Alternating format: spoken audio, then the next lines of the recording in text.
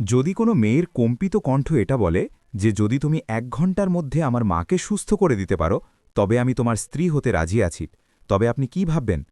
এটা কি কেবল একটা হতাশাগ্রস্ত কথা, নাকি কোনো অলৌকিক ঘটনা শুরু?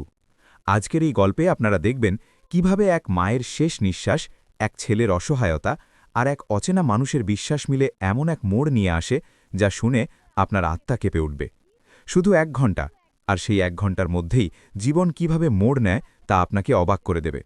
গল্প শুরু হওয়ার আগে যদি আপনি প্রথমবার আমাদের চ্যানেলে এসে থাকেন তবে সাবস্ক্রাইব অবশ্যই করবেন, কারণ এখানে প্রতিদিন এমন একটি গল্প পাওয়া যায় যা হৃদয় ছুঁয়ে যায়। আর হ্যাঁ, কমেন্টে অবশ্যই জানাবেন আপনি এখন এই ভিডিওটি কোথা থেকে দেখছেন আর সেই সময় কি করছেন। আপনার একটি লাইন আমাদের জন্য অনেক গুরুত্ব রাখে, কারণ এই চ্যানেলটিকে আপনার উপস্থিতিই বাঁচিয়ে রাখে।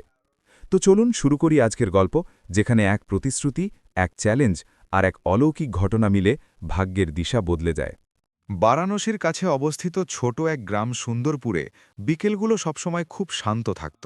মাটির গন্ধ, দূরে কোথাও মন্দিরের ঘণ্টার আওয়াজ আর গঙ্গা পাড়ে বয়ে চলা ঠান্ডা হাওয়া সব মিলিয়ে এমন এক শান্তি তৈরি করত যা হৃদয়কে আলতো করে ছুঁয়ে যেত।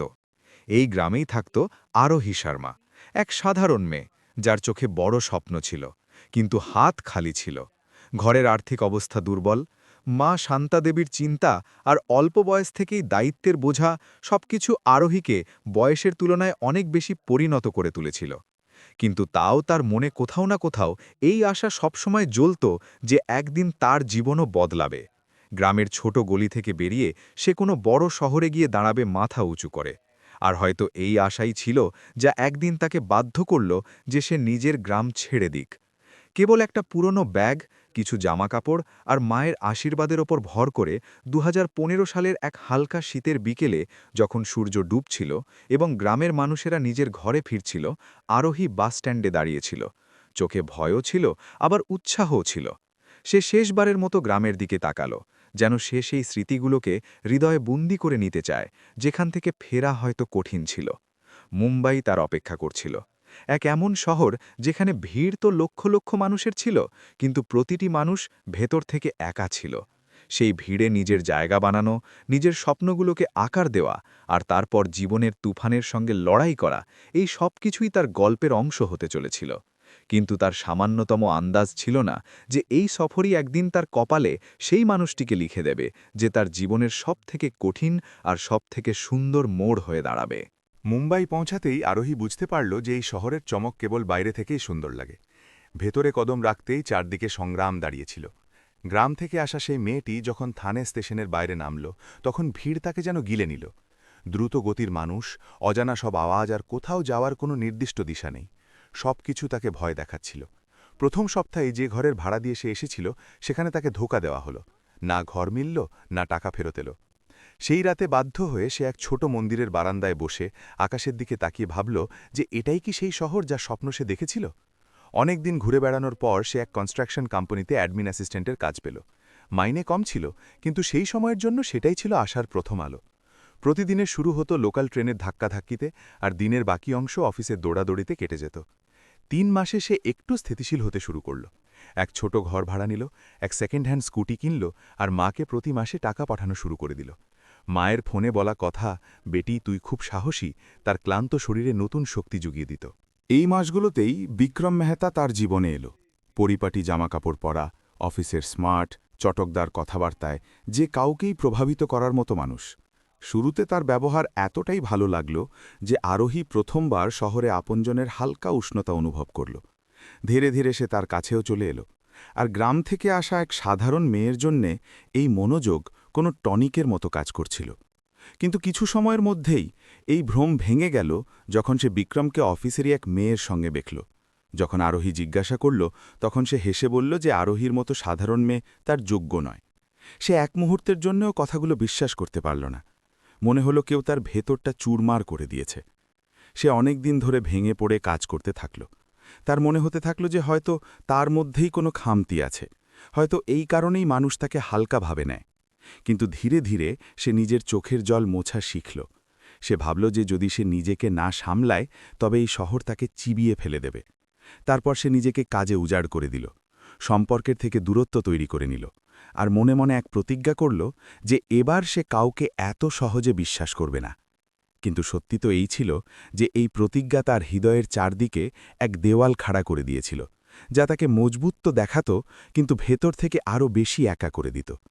সে জানত না যে কপাল তার জীবনে এমন এক মানুষকে নিয়ে আসতে চলেছে যার উপস্থিতি তার গভীর ক্ষতগুলোতেও মলম লাগিয়ে দেবে।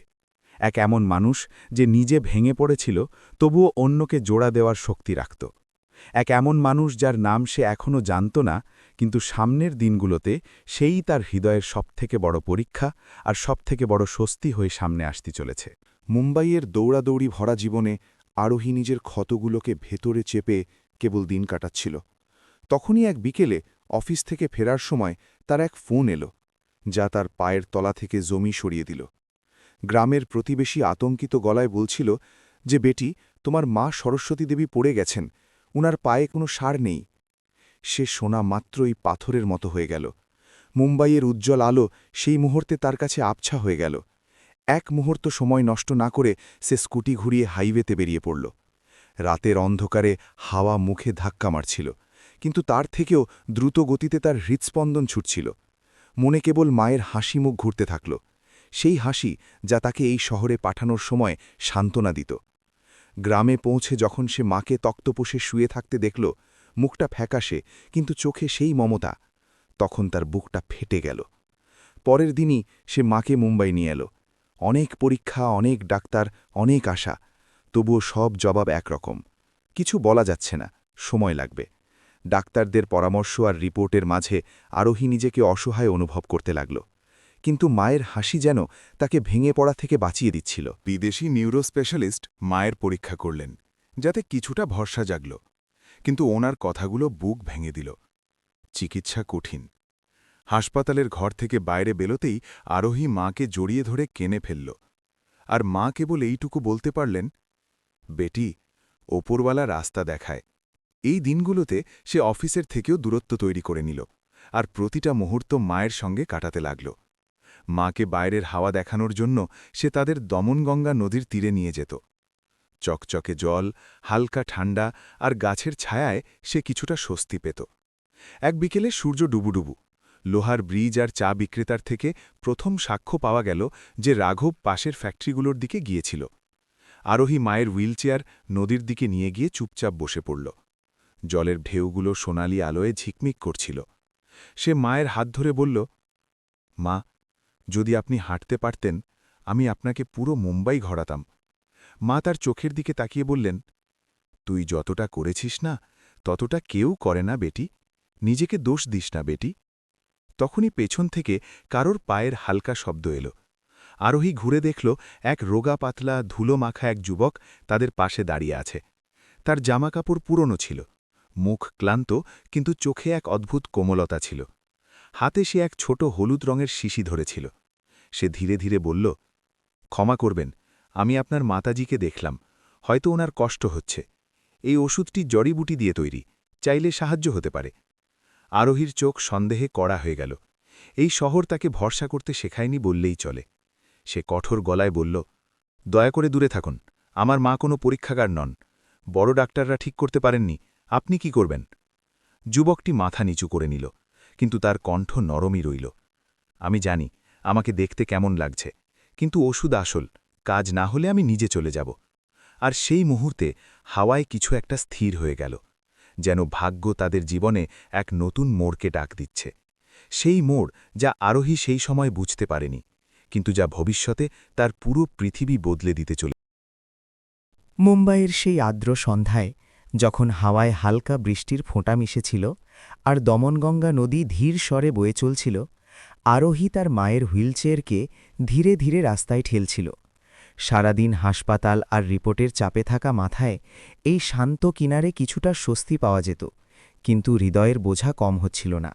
ডাক্তারদের কথাগুলো এখনও তার কানে বাজছিল, আমরা আপ্রাণ চেষ্টা করেছি। সে মায়ের হাত ধরে ভাবছিল যে জীবন তাদের জন্য শেষ পর্যন্ত কোন রাস্তা ছেড়ে রেখেছে। তখনই পেছন থেকে কারোর ধীর পায়ের শব্দ শোনা গেল। সে ঘুরে দেখল এক যুবক দাঁড়িয়ে আছে, জামাকাপড় ভেজা, যেন বৃষ্টি তাকে আটকাতে পারেনি। মুখে ক্লান্তি ছিল, কিন্তু দৃষ্টিতে এক অদ্ভুত সততা। সে হাতে ধরা এক হলুদ কাঁচের শিশি এগিয়ে দিয়ে সংকোচ করে বলল, আমি আপনার মাতাজিকে দেখলাম, হয়তো ওনার অসুবিধে হচ্ছে। এই ওষুধ জড়িবুটি দিয়ে তৈরি, যদি চান তবে সাহায্য হতে পারে। আরোহী স্বাভাবিকভাবেই নিজেকে সামলে নিল। এই শহর তাকে বারবার সাবধান থাকতে শিখিয়েছিল। সে কড়া স্বরে বলল, না ধন্যবাদ, আমরা কোনো ধরনের পরীক্ষা করতে চাই না। কিন্তু সরস্বতী দেবী তার কবজি আলতো করে ধরলেন আর ধীরে ধীরে বললেন, বেটি শুনে তো নে, লোকটাকে খারাপ মনে হচ্ছে না। মায়ের গলায় সবসময় এক ভরসা থাকত, যা আজকেও একইভাবে নামছিল, আর হারানোর মতোই বা কী ছিল। এত ডাক্তার দেখানোর পর এক ফোঁটা ওষুধে তো পৃথিবী শেষ হয়ে যেত না। দীর্ঘশ্বাস ফেলে আরোহী বলল, ঠিক আছে, কেবল 2 ফোঁটা। যুবকটি মাথা নিচু করে ওষুধ খুলে দিল। সে মায়ের জিভে 2 ফোঁটা রাখল আর কপালে একটু লাগাল। তারপর সে কিছুটা দূরত্বে গিয়ে দাঁড়িয়ে পড়ল, কোনো দাবি না জানিয়ে, কোনো পরিণাম জোর করে না চাপিয়ে। বৃষ্টির হালকা ঝিরঝিরে ফোঁটা পড়তে থাকল। হাওয়া ঠান্ডা হয়ে এলো। প্রথম 10 মিনিট কাটল, তারপর 20 মিনিট। কিছুই বদলাচ্ছিল না, আর আরোহীর ভেতরে আশা আর সন্দেহ নিজেদের মধ্যে লড়াই করছিল। 30 মিনিট পর হঠাৎ সরস্বতী দেবীর আঙুলগুলো হালকা করে নড়ল। আরোহী প্রথমে ভাবল যে হয়তো সে ভুল দেখছে, কিন্তু মা ধীরে ধীরে বললেন, বেটি, পায়ে গরম মতো অনুভব হচ্ছে। এটা শোনা মাত্রই আরোহীর হৃদস্পন্দন যেন গলায় আটকে গেল। সে হাঁটু ছুঁয়ে দেখল, সত্যি সেখানে হালকা উষ্ণতা ছিল। সময় যেন থমকে গেল। ধীরে ধীরে মায়ের আঙুল আরও বেশি নড়তে শুরু করল। 1 ঘণ্টার মধ্যে সরস্বতী দেবী ধীরে ধীরে শরীর তোলার চেষ্টা করলেন। আরোহী প্রায় কাঁদতে কাঁদতে বলল, মা, ধীরে। কিন্তু মা তার কাঁধের সাহায্য নিয়ে নিজের পা মাটিতে রাখলেন, আর কিছু মুহূর্তের জন্য দাঁড়িয়ে থাকতে পারলেন। সামনের দৃশ্য কোনো অলৌকিক ঘটনার চেয়ে কম ছিল না। আরোহীর চোখ থেকে জল ঝরতে থাকল। সে মাকে ধরে কাঁদতে থাকল। ভয়, স্বস্তি আর বিস্ময় সব একসঙ্গে তার বুকে উঠে এলো। যুবকটি চুপচাপ ঘুরতে লাগল, যেন তার কাজ শেষ হয়ে গেছে। আরোহী কম্পিত কণ্ঠে জিজ্ঞাসা করল, দাঁড়ান, আপনার নাম কি? সে হালকা হেসে বলল, রাঘব। রাঘব বর্মা আর বৃষ্টির কুয়াশার মধ্যে ধীরে ধীরে অদৃশ্য হয়ে গেল। আরোহী দীর্ঘ সময় ধরে তাকে চলে যেতে দেখল। তার মনে হাজারো প্রশ্ন জাগছিল। এ কে ছিল, কোথা থেকে এলো, আর কেন মনে হচ্ছিল যে তার গল্প এবার কেবল শুরুই হয়েছে। মুম্বাইয়ের রাতগুলো সবসময় ভিড় আর আলোয় ভরা থাকে, কিন্তু সেই রাতে শহরের প্রতিটি কোণ আরোহীর কাছে ফাঁকা লাগছিল। 3 দিন ধরে সে আর তার মা রাঘবকে খুঁজছিল, কিন্তু তার কোনো হদিস মিলল না। প্রতিটি মোড়, প্রতিটি ফুটপাত, প্রতিটি সেই জায়গায় আরোহীর শেডে পৌঁছনো আর অন্ধকারে রাঘবকে অচৈতন্য অবস্থায় পাওয়া যেত না, যেখানে সে তাকে কখনো দেখেছিল। আরোহী কেবল এক প্রার্থনাই করে যাচ্ছিল, যে সে যেন কোনোভাবে আবার তার দেখা পায়। রাঘবের চলে যাওয়ার পর তার মন অনবরত ব্যাকুল ছিল। মায়ের মুখ সুস্থ হতে শুরু করেছিল, তাদের পায়ে নাড়াচাড়া ফিরে এসেছিল, কিন্তু আরোহীর হৃদয়ে এক ভারী ভাব জমে গিয়েছিল। তার বারবার মনে পড়ছিল যে মানুষটি তার মাকে হাঁটার মতো যোগ্য করে দিল, সেই ব্যক্তিকেই সে রাগে অপমান করেছিল। এই কথাটি তাকে কিছুতেই ছেড়ে যাচ্ছিল না। 3 দিনের খোঁজের পর সেই বিকেলে তারা দমন গঙ্গার পাড়ে পৌঁছল। হাওয়ায় হালকা ঠান্ডা ছিল, আর দূর থেকে আসা ট্রেনের আওয়াজ জলের তলায় ভেঙে প্রতিধ্বনিত হচ্ছিল।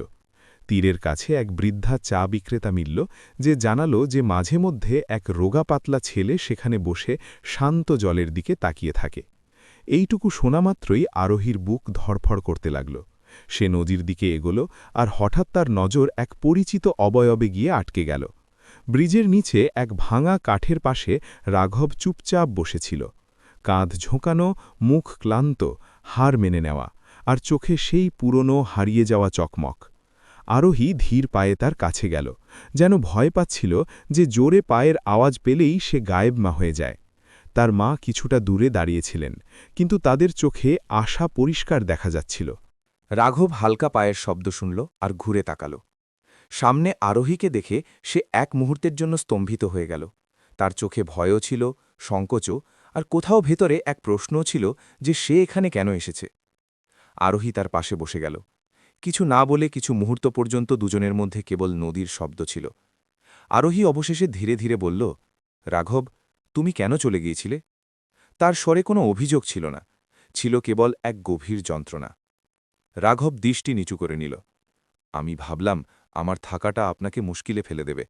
লোক কথা বলছিল, আর আমি চাইনি যে তুমি আমার জন্য আরও বোঝা বহন করো। আরোহী মাথা নাড়াল। তুমি বোঝা বাড়াওনি রাঘব, তুমি আমার মাকে আবার দাঁড় করিয়েছ। যদি তুমি না আসতে তবে হয়তো আমরা আজকে এখানে থাকতামও না। রাঘবের ঠোঁট কাঁপল, যেন সে কিছু বলতে চায় কিন্তু সাহস জুগিয়ে উঠতে পারছে না। আরোহী তার হাতের ওপর হালকা করে হাত রাখল। তুমি আমার মাকে ঠিক করেছ, কিন্তু আমি তোমাকে কতটা চোট দিয়েছি এটা ভেবে আমি নিজেকে ক্ষমা করতে পারছিলাম না। রাঘব তার দিকে তাকালো, আর প্রথমবার তার ক্লান্ত চোখে কিছুটা আলো ফিরল। মাও এখন তাদের কাছে চলে এসেছিলেন। তিনি রাঘবের মাথায় হাত রেখে বললেন, বেটা, তোমার মন সোনার মতো। আমাদের তোমাকে ধন্যবাদ জানানো উচিত, তোমার থেকে দূরে পালানো উচিত নয়। রাঘব চোখের জল রোখার চেষ্টা করল, কিন্তু সেগুলো তার গালে গড়িয়ে পড়তে থাকল। সে ভেঙে পড়ে বলে উঠল, আমি কেবল সাহায্য করতে চেয়েছিলাম, কোনো প্রতিদানের আশা কখনো করিনি। আরোহী তাকে ধীরে ধীরে সামলাল। আমি জানি রাঘব, তাই আমরা তোমাকে খুঁজছিলাম, কারণ তুমি আমাদের নয়, নিজেকে একা ছেড়ে চলে গিয়েছিলে। রাতের হাওয়া আরও ঠান্ডা হয়ে গিয়েছিল, কিন্তু সেই মুহূর্তে তিনজনের মধ্যে এক অদ্ভুত উষ্ণতা ছড়িয়ে গেল, যেন অন্ধকার কাটছে আর এক নতুন শুরু চুপচাপ জন্ম নিচ্ছে। রাতের অন্ধকার ধীরে ধীরে দমনগঙ্গার তীরে নেমে এসেছিল, আর আকাশ থেকে আসা ঠান্ডা হাওয়া জলের উপরিভাগকে হালকা হালকা নাড়া দিচ্ছিল। আরোহী রাঘবের কাছে বসেছিল, কিন্তু হৃদয়ে চলা তোলপাড় তাকে তাদের থেকে অনেক দূরে অনুভব করাচ্ছিল। 3 দিন ধরে তাকে খুঁজতে খুঁজতে যে চিন্তা, অপরাধবোধ আর ক্লান্তি তার ভেতরে জমা হয়ে গিয়েছিল, তাই শান্ত তীরে এসে যেন ধীরে ধীরে গলে যাচ্ছিল। রাঘব চুপচাপ বসেছিল, মাথা নিচু করে, যেন তার এখনও বিশ্বাস হচ্ছিল না যে কেউ তাকে খুঁজতে আসতে পারে। কিছুক্ষণ চুপ থাকার পর আরোহী নরম গলায় বলল, তুমি এভাবে না বলে চলে কিভাবে গেলে? প্রশ্নে অভিযোগ কম ছিল, চিন্তা বেশি। রাঘব একটু ওপরের দিকে তাকিয়ে বলল, আমার মনে হল হয়তো আপনারা এবার আমাকে দেখতে চাইবেন না। অফিসে ছবি ছড়িয়ে গিয়েছিল, কথা হতে শুরু করেছিল। আমি চাইনি যে আমার কারণে আপনাদের মুশকিলের মুখোমুখি হতে হয়। তার গলায় পরিষ্কার দ্বিধা ছিল, কিন্তু তাতে এক সারল্যও ছিল, যা আরোহী প্রথম দিনেই অনুভব করেছিল, কিন্তু সেই সময় সেটা বুঝতে পারিনি। আরোহী তার হাত ধীরে ধীরে ধরল। ঠান্ডায় নীল হয়ে যাওয়া তার হাত যেন বলছিল যে সে নিজেকে পৃথিবীর কোলাহল থেকে বাঁচানোর চেষ্টায় কতটা একা হয়ে পড়েছে। সে দীর্ঘশ্বাস নিয়ে বলল, রাঘব, যদি কেউ আমাকে মুশকিলে ফেলতে পারে তবে সেটা আমার নিজের দুর্বলতা, তুমি নও। তুমি আমার ঘরে আলো ফিরিয়ে এনেছ, আর হয়তো আমার ভেতরেও। রাঘব তার দিকে তাকাল, যেন প্রথমবার কেউ তাকে তার দারিদ্র্য, তার ক্ষত বা তার সংগ্রামের ওপারে গিয়ে দেখল। তখনই তাদের মা পাশে এলেন, আর তার শব্দগুলো যেন এই মুহূর্তটিকে পূর্ণ করতে এলো। বেটা, কারুর জীবনে আবার প্রাণ ফিরিয়ে দেওয়া কোনো সাধারণ কাজ নয়। তিনি রাঘবের মাথায় হাত রেখে বললেন, তুমি যা করেছ তা ভগবানের কাজ। তুমি বোঝা নাও, আশীর্বাদ। রাঘবের চোখের কোণে জল এলো, কিন্তু সে সেগুলো তাড়াতাড়ি মুছে ফেলল, যেন আবেগ দেখানোও কোনো দুর্বলতার লক্ষণ। আরোহী হেসে বলল, দুর্বল সে হয় না যে ভেঙে পড়ে রাঘব, দুর্বল তো সে হয় যে নিজেকে অনুভবই করতে দেয় না। তার কথাগুলো রাঘবকে এমন এক জায়গায় ছুঁয়ে গেল, যা হয়তো সে বহু বছর ধরে কাউকে ছুঁতে দেয়নি। সে ধীরে ধীরে বলল, যদি যদি আমি সত্যি আপনার জীবনের অংশ হতে পারি, তবে হয়তো আমার মনে হবে যে আমি কারুর জন্যে গুরুত্বপূর্ণ। আরোহী তার হাতের তালুকে আরও শক্ত করে ধরল, তুমি গুরুত্বপূর্ণ, কেবল আজ নয়, সব সময়ের জন্যে। দূরের মন্দির থেকে আরতিল ঘণ্টার আওয়াজ হাওয়ায় মিশতে শুরু করল। জলের ওপর পড়া আলো সোনার ঢেউ তৈরি করে বয়ে যাচ্ছিল। সেই দৃশ্য, সেই পরিবেশ আর সেই নিস্তব্ধতা, সব মিলিয়ে যেন এক না বলা প্রতিশ্রুতি তৈরি হচ্ছিল। তাদের মধ্যে এখন কেবল কৃতজ্ঞতা বা দায়িত্ব ছিল না, এক নতুন সম্পর্ক আকার নিচ্ছিল, ধীর, কোমল আর খাঁটি। এবং মায়ের হাসি তাদের দুজনের জন্যে হয়তো সেই আশীর্বাদই ছিল যার তাদের সবথেকে বেশি প্রয়োজন ছিল। সেই রাতে নদীর তীরে 3 মানুষের গল্পে এক নতুন অধ্যায় শুরু হয়ে গিয়েছিল, কোনো হইচই ছাড়া, কোনো ঘোষণা ছাড়া, কেবল হৃদয়ের শান্তভাবে ধীরে ধীরে কাছে আসার মধ্য দিয়ে। সকালের হালকা রোদ দমনগঙ্গার জলে সোনালি রেখা টানছিল। যখন রাঘব ব্রিজের নিচে তৈরি তার ছোট আশ্রয় থেকে বাইরে বেরোল, হাওয়ায় এখনও রাতের ঠান্ডা অবশিষ্ট ছিল, কিন্তু তার ভেতরে নতুন কিছু জেগে উঠেছিল। যেন গত রাতে হাওয়া কথাগুলো তার মনের কোনো পুরনো জমে থাকা নিস্তব্ধতাকে ধীরে ধীরে নরম করে দিয়েছিল। সে রোজকার মতো পাশের নির্মাণস্থলের দিকে এগোল, যেখানে সে মাঝে মধ্যে মজুরদের সাহায্য করে দিত। সেখানকার ব্যস্ততা সব সময়ের মতো ছিল, সিমেন্টের বস্তা, লোহার রড, মেশিনের আওয়াজ। কিন্তু আজকে তার এই সব কিছু একটু বেশি পরিচিত মনে হল, যেন সে এই ভিড়ের অংশ হতে পারে। কাজ শুরুই হয়েছিল যে হঠাৎ এক তীক্ষ্ণ চিৎকার হাওয়া চিরে এলো। এক মজুর উঁচুতে কাজ করতে করতে পিছলে গিয়েছিল আর মাটিতে খুব বাজেভাবে পড়ে গিয়েছিল। মানুষ তার চারপাশে জমা হয়ে গেল, কিন্তু ঘাবড়ে গিয়ে কারোর মাথায় আসছিল না যে কি করা যায়। রাঘব ভিড় চিরে সামনে এগোলো আর হাঁটু গেড়ে মাটিতে বসে পড়ল। সে মজুরটির শ্বাস পরীক্ষা করল, জামাকাপড় ছিঁড়ে পা সামলালো আর কিছু দ্রুত পদক্ষেপে তাকে স্থিতিশীল করার চেষ্টা করল। তার হাতের প্রতিটি নড়াচড়ায় আত্মবিশ্বাস ছিল না, কিন্তু এক শান্ত বোধ ছিল, সেই বোধ যা সে তার গ্রামের কঠিন পরিস্থিতিতে শিখেছিল। মজুটির চিৎকার কিছু মিনিটের মধ্যেই কমে এলো, আর আশেপাশে দাঁড়িয়ে থাকা মানুষের মুখে স্বস্তির ঝিলিক ফুটে উঠল। অ্যাম্বুলেন্স পৌঁছতেই রাঘব স্ট্রেচার তুলতে সাহায্য করল, আর তারপর কোনো রকম লোক দেখানো ভাব না করে পেছনে সরে এলো।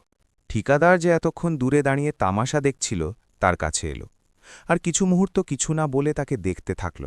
তারপর বলল, তুমি প্রাণ বাঁচিয়েছ ছেলে, এইসব কোথায় শিখলে? রাঘবকে বলে এইটুকু বলল, গ্রামে প্রয়োজন শিখিয়ে দিয়েছে। ঠিকাদার মাথা নাড়াল, যেন তার কথার চেয়ে তার স্বভাবকে বেশি বুঝার চেষ্টা করছে। কাল থেকে সাইটে চলে এসো, পাকাপাকি মজুরি মিলবে আর থাকার ব্যবস্থাও করে দেব। রাঘব অবাক হয়ে গেল। এক সাধারণ দুর্ঘটনা, আর তার জীবন যেন হঠাৎ কোনো নতুন দিকে ঘুরে যাচ্ছিল। মজুররা সামনে এগিয়ে তার হাত চেপে ধরল। ভাই, ভগবান ভালো করুক, তুই খুব সাহায্য করলি। এই সম্মান শুনে তার বুকে এক উষ্ণতা ছড়িয়ে গেল। হয়তো বহু বছর পর কেউ তার অস্তিত্বকে কোনো মূল্যের সঙ্গে জুড়ে দেখেছিল। সেই বিকেলে যখন আরোহী আর মা তার সঙ্গে দেখা করতে এলো, তখন সে হালকা হাসির সঙ্গে বলল, আজ কাজ পেয়ে গেছি, পাকাপাকি। আরোহীর চোখ চকমক করে উঠল, যেন তার এই ছোট বাক্যের মধ্যে সে ভবিষ্যৎ দেখতে পেয়ে গেছে। দেখলে রাঘব, দুনিয়ার তোমাকে চিনতে একটু সময় লাগে, কিন্তু যখন চিনে নেয় তখন উপেক্ষা করতে পারে না। তার কথা শুনে রাঘবের মুখে এক সারল্য ভরা হাসি ভেসে উঠল। মা তার মাথায় হাত রেখে আশীর্বাদ করলেন, তোমার হাতে দোয়া আছে বেটা, এই দোয়াই তোমাকে এগিয়ে নিয়ে যাবে। সন্ধ্যার হাওয়া নদীর উপর দিয়ে বয়ে যাচ্ছিল, আর তিনজনের আশেপাশে এক হালকা আশ্বস্ততা ছড়িয়ে পড়ল, যেন জীবন শেষ পর্যন্ত রাঘবের জন্যেও এক দরজা খুলে দিয়েছে। আর সেই দরজার ওপারে ছিল কেবল নতুন পথ, নতুন স্বপ্ন আর নতুন সম্পর্কের শুরু। মুম্বাইয়ের সকাল সবসময়ের মতো দৌড়াদৌড়ি ভরা ছিল, কিন্তু সেদিন আরোহীর পা ভারী ছিল। গতরাতে রাঘবের সঙ্গে তার ছোট খুশি এখনও পুরোপুরি হৃদয়ে নামেনি যে অফিস যাওয়ার সময় সে অনুভব করল কিছু বদলে গেছে। যেমনই সে কোম্পানির লবিতে প্রবেশ করল, কথা বলার আওয়াজ হঠাৎ ধীর হতে শুরু করল। অনেক দৃষ্টি তার দিকে ঘুরল, কিছু অবাক, কিছু তুচ্ছাতিতুচ্ছ ফিসফিসানি ভরা। আরোহী উপেক্ষা করার চেষ্টা করল, কিন্তু তখনই তার সহকর্মী ফোনের স্ক্রিন তার দিকে ঘুরিয়ে ধরে বলল, আরোহী, এটা তুমিই তো না? স্ক্রিনে সেই ছবিটাই ছিল। রাঘব তার হাত ধরে আছে, দুজনের মুখ ক্লান্ত কিন্তু খুশি, কিন্তু ক্যাপশন অত্যন্ত বিদ্রুপ ভরা। আমাদের কোম্পানির স্টার অ্যাডমিন ফালতু লোকেদের সাথে প্রেম করছে। তার বুকে যেন কিছু একটা ভেঙে গেল। এটা কেবল একটা ছবি ছিল না, এটা ছিল তার সম্মানের ওপর তীর। সে চুপচাপ নিজের কেবিনের দিকে এগোল, কিন্তু ফিসফিসানি প্রতিটা কদমে আরও বাড়তে থাকল। এটা কেমন পছন্দ এর? কেরিয়ার শেষ করাবে নিজের, রাস্তার লোকের সঙ্গে সম্পর্ক, বোঝার বাইরে। আরোহী ঠোঁট কামড়াল। তার হৃদয় ব্যথায় ছিল, কিন্তু কদম মজবুত। যেমনই সে নিজের সিটে পৌঁছল, ম্যানেজার হেরু দরজায় দাঁড়িয়েছিলেন। তার মুখ শক্ত আর বিচলিত ছিল। আরোহী, আমার কেবিনে আসুন। সে জানত এই কথাবার্তা সহজ হবে না। দরজা বন্ধ হতেই হেরু ল্যাপটপ ঘুরিয়ে সেই ছবিটা খুলে দিলেন। আরোহী, এটা কি? তুমি জানো তো, আমাদের কোম্পানি কর্পোরেট ইমেজের ওপর চলে। এই ধরনের ছবি, বিশেষ করে এমন লোকেদের সাথে। আরোহী দীর্ঘশ্বাস নিল। স্যার, তিনি আমার মায়ের প্রাণ বাঁচিয়েছেন, তিনি খারাপ নন। হেরু মাথা নাড়াল। এটা গুরুত্ব রাখে না। ক্লায়েন্টরা তোমার প্রফেশনাল কোয়ালিটি দেখবে না, কেবল এই ছবিটা দেখবে। তুমি আমাদের অনেক গুরুত্বপূর্ণ প্রজেক্টের মুখ। যদি তুমি এমন ব্যবহার চালিয়ে যাও, তবে কেবল তোমার ছবি নয়, কোম্পানির ভাবমূর্তিও নষ্ট হতে পারে। আরোহীর চোখ ভরে এলো, কিন্তু তার আওয়াজ ভাঙতে দিল না। স্যার, এটা আমার ব্যক্তিগত জীবন। ব্যক্তিগত জীবন ততক্ষণ পর্যন্ত ব্যক্তিগত যতক্ষণ তা কোম্পানির সুনামকে প্রভাবিত না করে। হেরুর আওয়াজ কড়া ছিল। আমি তোমাকে বাধ্য করছি না, কিন্তু আমি চাই তুমি ওই লোকটির থেকে দূরত্ব বজায় রাখো। 3 দিনের মধ্যে আমার জবাব চাই, নয়তো আমাকে তোমাকে মেইন প্রজেক্ট থেকে সরিয়ে দিতে হবে। আরোহীর পায়ের তলা থেকে মাটি সরে গেল। অফিস থেকে বেরোতে বেরোতে সবকিছু ঝাপসা লাগছিল। মানুষের দৃষ্টি, তাদের খোঁচা, তাদের হাসি। রাঘবের মুখ সামনে আসছিল। সেই চোখগুলো যারা তার মাকে আশা দিয়েছিল, সেই হাত যা তাকে প্রথমবার নিরাপদ অনুভব করিয়েছিল। সে কিভাবে কাউকে এটা বলতে পারত যে সে তার জীবন থেকে দূরে সরে যাক? বাড়ি পৌঁছতেই সে ভেঙে পড়ে কাঁদতে থাকল। তার মা তাকে জড়িয়ে ধরলেন। কি হয়েছে রে? আরোহী কাঁপা গলায় বলল, ওরা বলল যদি আমি রাঘব থেকে দূরে না যাই তবে আমি সব হারাব। মা তার মুখটা ধরে নিলেন। জীবনে দুটো রাস্তা থাকে, একটা সহজ, যা মানুষ চায় তা করে দাও, আর একটা কঠিন, যা মন চায় তা করে দাও। তুমি কাকে বেছে নেবে সেটা তোমার ওপর, কিন্তু মনে রেখো, সঠিক মানুষ কখনো বোঝা হয় না। সেই রাতে আরোহী জানলার পাশে অনেকক্ষণ বসেছিল। বাইরে শহরের আলো জ্বলছিল, কিন্তু তার জন্য সবকিছু অন্ধকার ছিল। উপরে আকাশে মেঘ ছিল, যেন বৃষ্টি হতে চলেছে, ঠিক তার হৃদয়ের মতো, যা ভরে গিয়েছিল আর বয়ে যাওয়ার জন্য তৈরি ছিল। সে জানত যে রাঘবকে দেখতে হবে, তাকে বলতে হবে যে সে লড়াই করতে চায়, পালাতে নয়।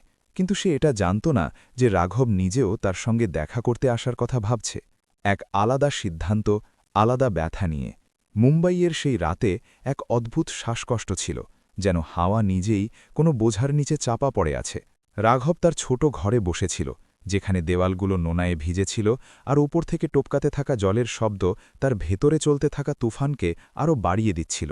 সে সারা দিনের কাজে ক্লান্ত হাতের দিকে তাকালো, তারপর নিজের মুঠি শক্ত করে নিল। সে জানত যে ছবি ভাইরাল হয়ে গেছে, আর এখন কেবল সেই নয়, বরং আরোহীও সেই সব খোঁচা আর প্রশ্নের সম্মুখীন হচ্ছে যেগুলোর সাথে সে সারা জীবন লড়াই করে এসছে। যদি আমি তার কাছে থাকি তবে সে সব কিছু হারিয়ে ফেলবে, সে ধীর স্বরে বলল, যেন নিজেকেই বোঝাচ্ছে। সে তার পুরনো পুটলি খুলল, যাতে কেবল কিছু জামাকাপড়, কিছু ওষুধ আর তার দিদিমার দেওয়া সেই কালো সুতো ছিল। সে সেই সুতোটা হাতে ঘোরাতে লাগল আর একটা দীর্ঘ শ্বাস নিল। তাতে লুকিয়েছিল তার শৈশব, তার পরিচয় আর তার সব দুর্বলতা। হয়তো আমার থেকে দূরে থেকেই সে খুশি থাকতে পারবে, এটা ভেবে তার চোখ ভরে এলো, কিন্তু জল সে ওখানেই আটকে নিল। সে উঠে ঘর পরিষ্কার করতে লাগল, যেন যাওয়ার প্রস্তুতি নিচ্ছে, কোনো শব্দ ছাড়া, কোনো অভিযোগ ছাড়া। ওদিকে অন্যদিকে শহরের আলোর মাঝে আরোহী তার ঘরের জানলায় দাঁড়িয়েছিল। তার চোখ লাল ছিল, কিন্তু তাতে এখন ভয় ছিল না, কেবল অস্থিরতা আর সিদ্ধান্তের আগুন জ্বলছিল। সে জানত যে অফিসে যা হয়েছে তারপর রাঘবের মন অবশ্যই ভেঙে গেছে। সে অটো নিয়ে বেরিয়ে পড়ল। রাস্তাগুলো জনমানবহীন ছিল, কিন্তু তার হৃৎস্পন্দন তীব্র। সে যেমন জুহু ব্রিজের কাছে পৌঁছাল, তার শ্বাস আরও ভারী হয়ে উঠল। ব্রিজের নিচের অন্ধকার জায়গাটা তাকে সবসময় ভয় দেখাত, কিন্তু আজ ভয়ের চেয়েও বেশি সেখানে তাকে আশা টেনে এনেছিল। সে অন্ধকারের মধ্যে হাতড়াতে হাতড়াতে আওয়াজ দিল, রাঘব, কিন্তু হাওয়া ছাড়া আর কিছুই নড়ল না। যখন সে সেই জায়গায় পৌঁছল যেখানে রাঘব বসত, তার বুকটা ধক করে উঠল। চটাই গায়েব ছিল, পুটুলিরও কোনো চিহ্ন নেই, আর মাটিতে যেন কেউ সবকিছু পরিষ্কার করে চলে যাওয়ার চেষ্টা করেছে। তার চোখ ঝাপসা হয়ে এলো। না, তুমি এভাবে যেতে পারো না। সে হাঁটু গেড়ে বসে পড়ল। তখনই একটা হালকা পায়ের শব্দ শোনা গেল। সেই ছোট ছেলেটি, যাকে রাঘব মাঝে মাঝে খাবার খাওয়াত, দৌড়াতে দৌড়াতে এলো। দিদি, রাঘব ভাইয়া বলেছিল যদি আপনি আসেন তবে এটা যেন আপনাকে দিয়ে দিই।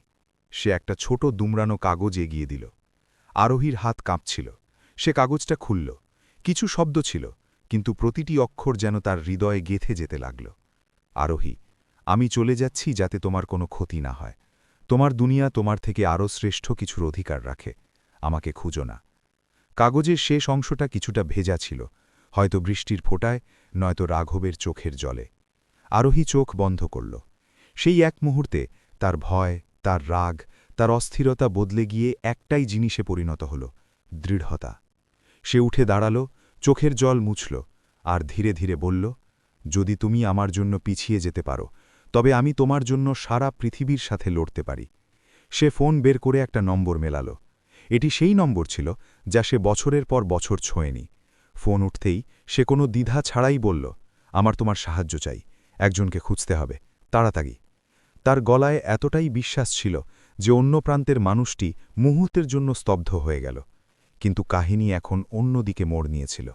এটি শুধু ভালোবাসার রইল না, এটি এখন তল্লাশি, সংঘর্ষ আর দুই হৃদয়ের যুদ্ধের কাহিনী হতে শুরু করল। মুম্বাইয়ের সেই রাতে আকাশে মেঘ তো ছিলই, কিন্তু তাদের ভারী ভাব যেন শহরের হৃদয়ে নেমে এসেছিল। রাঘব তার ছোট ঘরে বসেছিল, যেখানে ড্যাম্প ধরা দেওয়াল আর চুঁইয়ে পড়া জলবিন্দু তার ভেতরের অস্থিরতাকে আরও বাড়িয়ে দিচ্ছিল। সে তার ছোট ব্যাগটা খুলল, কিছু জামাকাপড় ভাঁজ করল। তার ঠাকুমার দেওয়া কালো সুতোটা হাতে নিয়ে অনেকক্ষণ সেটার দিকে তাকিয়ে রইল। সে জানত যে ছবিগুলো ভাইরাল হয়ে গেছে এবং লোকজন তার আর আরোহীর কথা বলছে। কিন্তু যে বিষয়টা তাকে সবচেয়ে ভেঙেছিল তা হল এই সব কিছুর বোঝা যেন আরোহীকে বইতে না হয়। সে দীর্ঘশ্বাস ফেলে নিজেকে বলল, যদি আমি ওর কাছে থাকি তবে ওকে আরও কষ্ট দেব, দূরে যাওয়াই ঠিক হবে। আর সে কোনো শব্দ না করেই চলে যাবার প্রস্তুতি নিতে লাগল, যেন এই শহর তার ঘর নয়, কোনো এক অচেনা ঠিকানা যা সে ছেড়ে চলে যেতে চায়। শহরের অন্য প্রান্তে আরোহী অস্থির হয়ে জানলার পাশে দাঁড়িয়েছিল। হাওয়া তার মুখের ওপর থেকে চুলগুলো সরিয়ে দিচ্ছিল, কিন্তু তার চোখে শুধু একটাই ছবি ছিল, রাঘব। অফিসের কথা, মানুষের চাহনি, ম্যানেজারের সতর্কবার্তা সব কিছু পেছনে ফেলে এসেছে সে। তার সামনে শুধু একটাই প্রশ্ন ছিল, সে কি সত্যিই আমাকে ছেড়ে চলে গেল? সে তক্ষুনি বাড়ি থেকে বেরোল এবং অজয়ের বাইকে চেপে সোজা জুহু ব্রিজের দিকে চলে গেল। রাস্তা লম্বা ছিল, কিন্তু তার ভেতরের ভয় তার চেয়েও বেশি লম্বা। ব্রিজের নিচের অন্ধকার তাকে সব সময় শিউরে দিত, কিন্তু আজ সে না থেমেই নিচে নেমে গেল আর চারিদিকে নজর ঘোরাতে লাগল। প্রতিটি পাথর, প্রতিটি ছায়া, প্রতিটি কোণা তাকে এই আশায় দেখছিল যে হয়তো রাঘব সেখানেই কোনো এক অন্ধ মোড়ে দাঁড়িয়ে থাকবে। কিন্তু যেখানে সে বসত সেই জায়গাটা ফাঁকা পড়েছিল, এতটাই ফাঁকা যে মনটা যেন একদম ভেতরে ধসে গেল। তার পা টলতে লাগল, মাটিতে শুধু সামান্য মাটি ছড়িয়েছিল, যেন কেউ তাড়াহুড়ো করে নিজের জিনিসপত্র গুছিয়ে নিয়ে যাওয়ার সময় পেছনে কিছু পড়ে থাকা থেকে বাঁচিয়েছে। তখনই দূর থেকে সেই ছোট ছেলেটা দৌড়ে এলো, হাঁপাতে হাঁপাতে বলল, দিদি, রাঘব ভাইয়া বলেছিল যে আপনি এলে এটা দিয়ে দিতে। সে একটা ছোট দুমড়ানো কাগজ এগিয়ে দিল। আরোহীর হাত কাঁপছিল। সে কাগজটা খুলল আর কিছু শব্দ তার হৃদয়ে তীরের মতো বিঁধে গেল। আরোহী, আমি চলে যাচ্ছি যাতে তোমার কোনো বোঝা বইতে না হয়। তোমার ভবিষ্যৎ তোমার থেকে আরও ভালোর অধিকার রাখে। আমাকে খুঁজো না। শেষ লাইনের পাশে একটা হালকা দাগ ছিল, হয়তো বৃষ্টির ফোঁটা, হয়তো রাঘবের চোখের জল। তার চোখ দিয়ে জল পড়তে লাগল, কিন্তু তাতে এখন আর হতাশা ছিল না, ছিল এক দৃঢ়তা। সে ধীরে ধীরে বলল, রাঘব, যদি তোমার মনে হয় যে তুমি আমার জন্য বোঝা, তবে তুমি আমাকে চেনোই না। সে ফোন বের করে সেই নম্বরটা মেলালো যা সে বছরের পর বছর ছোঁয়নি। এক পুরনো বন্ধু, এক নির্ভরযোগ্য মুখ। ফোন উঠতেই সে না থেমে বলল, অজয়, বাসস্ট্যান্ড চলো, আমি জানি ও ওখানেই থাকবে। তার গলায় এমন বিশ্বাস ছিল যে রাতের অন্ধকারও তার সামনে দুর্বল লাগছিল। কিছুক্ষণ পরেই তারা বাসস্ট্যান্ডে পৌঁছাল। আলো, ভিড়, আওয়াজ সব ঝাপসা লাগছিল, কিন্তু আরোহীর পা টলমল হল না। সে বাসের মাঝে ছুটতে থাকল, প্রতিটি জানলায় উঁকি মারল, প্রতিটি মুখকে এক মুহূর্তের মধ্যে চিনে নেওয়ার চেষ্টা করতে লাগল। সে জানত না যে ঠিক সেই সময় পাশের সারিতে রাঘব একটা টিকিট নিয়ে নিজের বাসের দিকে এগোচ্ছিল। এক ঝাপটা হাওয়া দিল, টিকিটটা তার হাত থেকে পড়ে গেল, আর যখন সে ঝুঁকে সেটা তুলতে গেল, আরোহী ঠিক সেই দিকেই দুকদম এগিয়ে যাচ্ছিল। যদি ভাগ্য সেই মুহূর্তটিকে আর দুপলক আটকে রাখত, তবে দুজনের নজর মিলে যেত। কিন্তু ভিড় সরে গেল, বাসের হর্ন বেজে উঠল, আর এক মুহূর্তে রাঘব সিঁড়ি বেয়ে বাসে উঠে পড়ল। আরোহী কয়েক সেকেন্ড পরে সেই জায়গায় পৌঁছাল, কিন্তু এখন সেখানে শুধু ফাঁকা জায়গা। সে ভাঙা গলায় বলল, তুমি কোথায় চলে গেলে? তার শব্দগুলো হাওয়ায় মিশে গেল। মুম্বাইয়ের রাত তাকে নিজের অন্ধকারে গুটিয়ে নিল, আর এক না বলা যুদ্ধ এখন তার চোখে স্পষ্ট ফুটে উঠছিল। সে হার মানার মেয়ে নয়। মুম্বাইয়ের সেই রাতে যখন বৃষ্টি থামার নাম নিচ্ছিল না, আরোহীর মন অস্থিরতায় ভরেছিল। রাঘব চলে যাওয়ার পর ঘরের প্রতিটি দেওয়াল যেন তার পায়ের নিঃশব্দতাকে প্রতিধ্বনিত করছিল, আর সে বারবার ভাবছিল যে সে কি দেরি করে ফেলল। কিন্তু যখন সে সেই পুরনো সিসিটিভি ফুটেজে রাঘবের ঝাপসা ছায়া দেখতে পেল, কাঁধে ঝোলানো ছোট একটা ঝোলা আর উত্তর দিকে এগিয়ে চলা তার পা, তখনই তার ভেতরে কিছু একটা দৃঢ় হয়ে গেল। সে জানত যে যদি সে তাকে আজ না খুঁজে পায়, তবে এই দূরত্ব চিরস্থায়ী হয়ে যেতে পারে। পরের মুহূর্তেই সে বৃষ্টিতে ভিজতে ভিজতে রাস্তায় বেরিয়ে পড়ল। অটো, বাস যা পেল তা দিয়েই সফর জারি রাখল এবং কয়েক ঘন্টার দীর্ঘ যাত্রার পর সে একটা ছোট মফস্বলে পৌঁছাল, যেখানে হাওয়ায় মাটির গন্ধ আর শান্ত নাস্তায় টিমটিমে হলুদ আলো কোনো এক ফেলে আসা সময়ের মতো ছড়িয়েছিল। মফস্বলে পা রাখতেই তার মনে হলো যে রাঘব হয়তো সত্যিই এই রাস্তা দিয়েই গেছে। সে জিজ্ঞাসা করতে করতে সেই শেষ দোকান পর্যন্ত পৌঁছাল, যেখানে এক বৃদ্ধ দোকানদার জানালো যে সে এক রোগা পাতলা ছেলেকে দেখেছিল, যার চোখে ক্লান্তি থাকলেও মনের ভেতরে অনেক কথা লুকিয়েছিল, এবং সে কিছু না কিনেই চুপচাপ এগিয়ে গিয়েছিল। সেই রাস্তায় হাঁটতে হাঁটতে হঠাৎ জোরে হাওয়া বইল, আর রাস্তার ধারে উড়ে আসা একটা ছোট কাগজ তার পায়ে এসে ঠেকল। তুলে দেখল সেটা একটা বাসের টিকিট, ঠিক সেই তারিখের যেদিন রাঘব উধাও হয়েছিল। সে হাসল না, কিন্তু তার নিঃশ্বাসে নতুন আশা ভরে লাল। এগিয়ে যেতে যেতে সে রাস্তার ধারে একটা ধাবা দেখতে পেল, যেখানে রাতের আলোয় বাসনপত্র ঝকঝক করছিল আর খদ্দেরদের গলার আওয়াজ ধীরে ধীরে হাওয়ায় ভেসে আসছিল। ধাবার মালিক জানালো যে 2 দিন আগে এক ছেলে এসেছিল, খুব ক্লান্ত, আর সে জিজ্ঞাসা করেছিল যে কোনো ছোটখাটো কাজ পাওয়া যাবে কিনা, শুধু দুবেলা খাবারের বিনিময়ে। এটা শুনতেই আরোহীর হৃৎস্পন্দন বেড়ে গেল। এটি নিশ্চিতভাবেই রাঘব ছিল, কিন্তু ধাবাওয়ালা এটাও জানালো যে সে বেশিক্ষণ থাকেনি, কিছুক্ষণ বসে চুপচাপ এগিয়ে গিয়েছিল, যেন কোথাও থিতু হতে তার ভয় লাগছিল। আরোহী ধাবা থেকে বাইরে এলো, তখন রাস্তায় অন্ধকার ঘনীভূত হচ্ছিল, কিন্তু তার ভেতরে এক অদ্ভুত আলো জ্বলে উঠল। হাওয়ায় আর্দ্রতা ছিল, কিন্তু তার কদম আগের চেয়ে বেশি মজবুত ছিল। তার মনে হল রাঘব যত দূরে যেতে চাইছে, ভাগ্য তত সহজেই তাকে তার দিকে ঠেলে দিচ্ছে। সে রাস্তার লম্বা রেখার দিকে তাকিয়ে রইল, যা অন্ধকারে কোথাও হারিয়ে গিয়েছিল, আর তার মনে একটাই কথা বাজতে থাকল, সে তাকে খুঁজে পাবেই। কোনোভাবেই এই মফস্বলের শান্তিতে, হাওয়ার প্রতিটি ঝাপটায় আর সেই ধাবার ধোঁয়ার গন্ধেও যেন রাঘবের একটা অংশ মিশেছিল। আরোহী গভীর শ্বাস নিল, মনে মনে রাঘবের নাম আওড়াল আর না থেমে এগিয়ে চলল, কারণ এখন এটি শুধু খোঁজ ছিল না, এটি ছিল তার অঙ্গীকার, যা তাকে রাঘবের কাছে অবশ্যই নিয়ে যাবে। উত্তরাখণ্ডের সেই মফস্বলে রাতের বাতাস কিছুটা আলাদাই ছিল, হালকা ঠান্ডার সাথে এক না বলা অস্থিরতা, যেন পাহাড়গুলো কোনো প্রতীক্ষায় আছে। আরোহী অনেক ঘণ্টার সফরে ক্লান্ত অবশ্যই ছিল, কিন্তু তার পা এখনও দুর্বল হয়নি।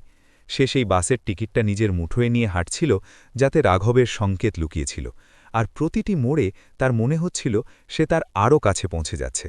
মফস্বলের শান্ত গলিতে টিমটিমে হলুদ আলো ছিল, আর শান্ত পরিবেশে তার হৃৎস্পন্দন যেন আরও জোরে শোনা যাচ্ছিল।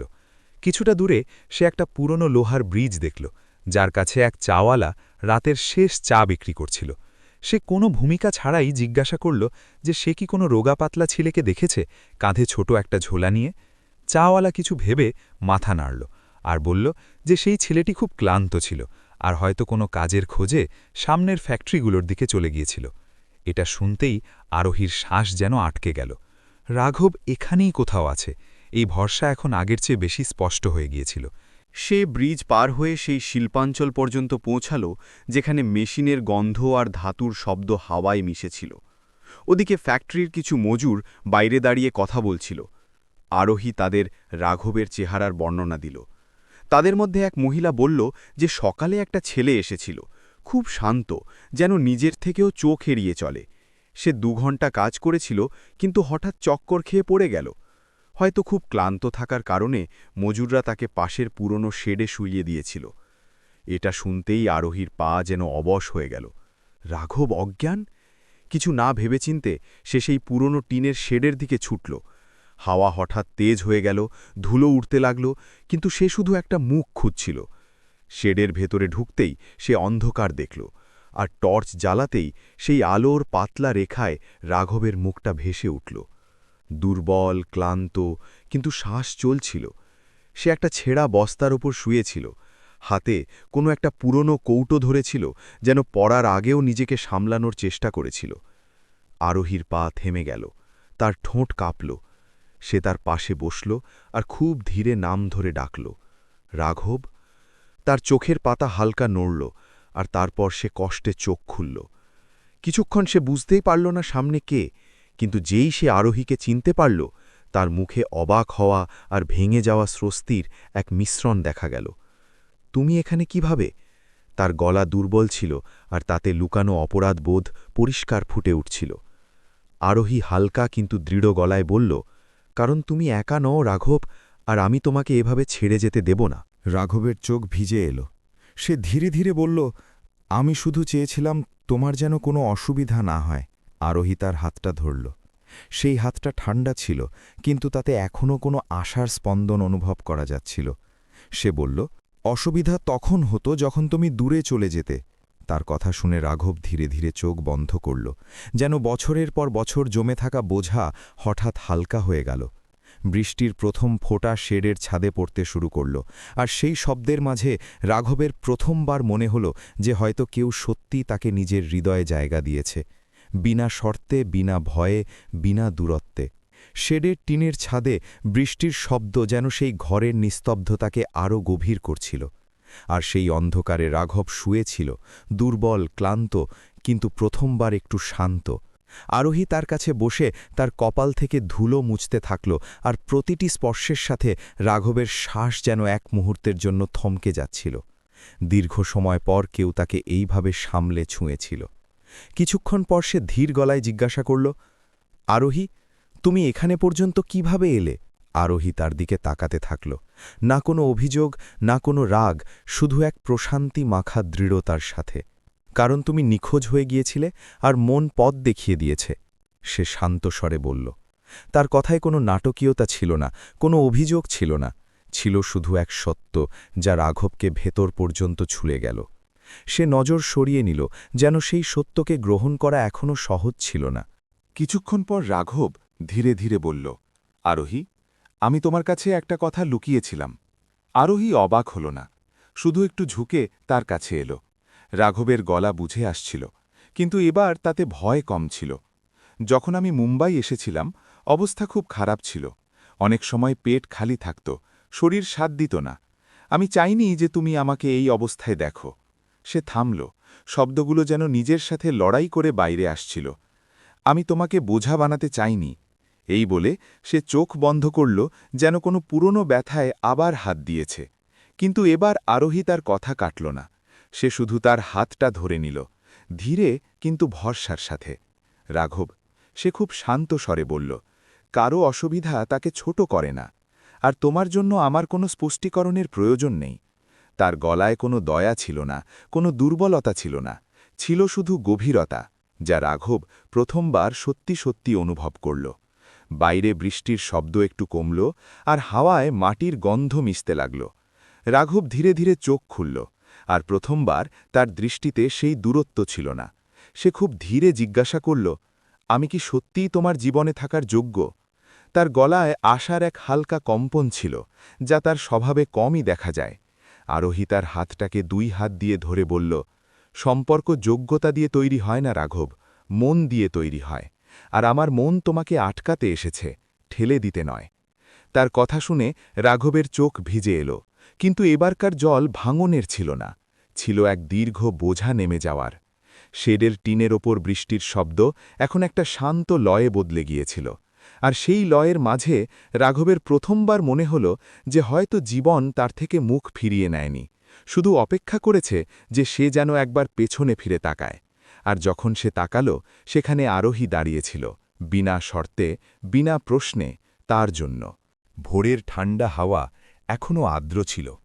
গাছের পাতা থেকে ঝরে পড়া বৃষ্টির ফোঁটা সেই রাতের ভয় আর ব্যথাকে যেন পুনরাবৃত্তি করছিল। আরবের মুখ আগের চেয়ে শান্ত ছিল, কিন্তু তার চোখে গভীর ক্লান্তি আর না বলা বোঝা এখনও পরিষ্কার দেখা যাচ্ছিল। আরোহী তাকে সাহায্য করে বাইরে পা রাখল।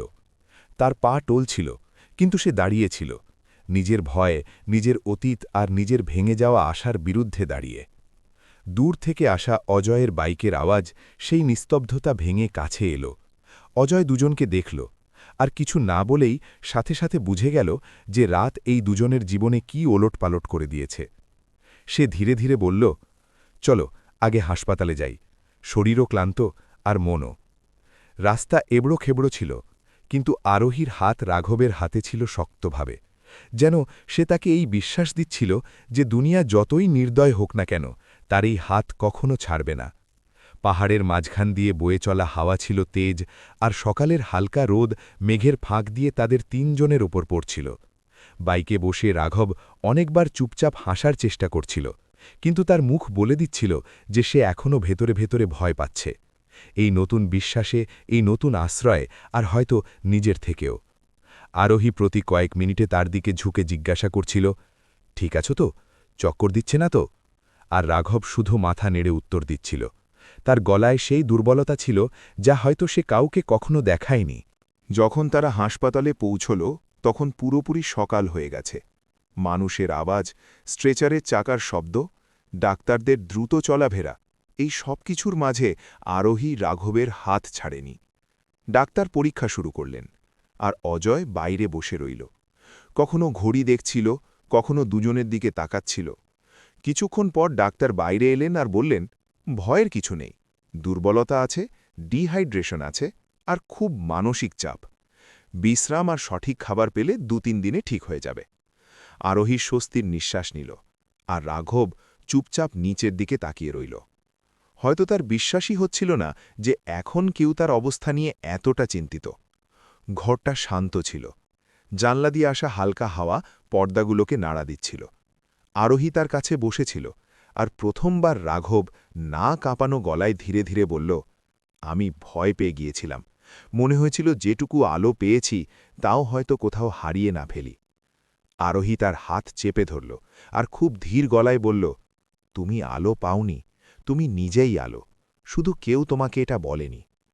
রাঘবের চোখ ভরে এলো, কিন্তু এবার সেই জল ভয়ের ছিল না, যেন কোনো গভীর অন্ধকারে বসা মানুষ প্রথমবার সকাল হতে দেখছে। অজয় ঘরের বাইরে দাঁড়িয়ে দুজনকে দেখল আর হালকা হেসে বলল, মাঝে মাঝে জীবন এতটাই জট পাকিয়ে যায় যে পথ দেখাই যায় না, কিন্তু যদি সাথে থাকা মানুষটি সত্যি হয় তবে পাহাড়ও পথ করে দেয়। রাঘব তার কথা শুনল আর চুপচাপ মাথা নিচু করে নিল। হয়তো প্রথমবার কারো কথা তার হৃদয় পর্যন্ত পৌঁছল। সকালে হাসপাতালের সেই ছোট ঘরে কোনো অলৌকিক ঘটনার মতো এক ভেঙে যাওয়া মানুষ নিজেকে আবার জুড়তে দেখছিল।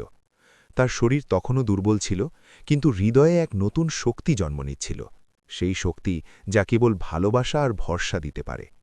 আরোহীর আঙুলগুলো এখনও তার আঙুলগুলোকে ধরেছিল, আর রাঘব প্রথমবার বিনা ভয়ে, বিনা সংকোচে সেই আঙুলগুলোকে পাল্টা ধরেছিল।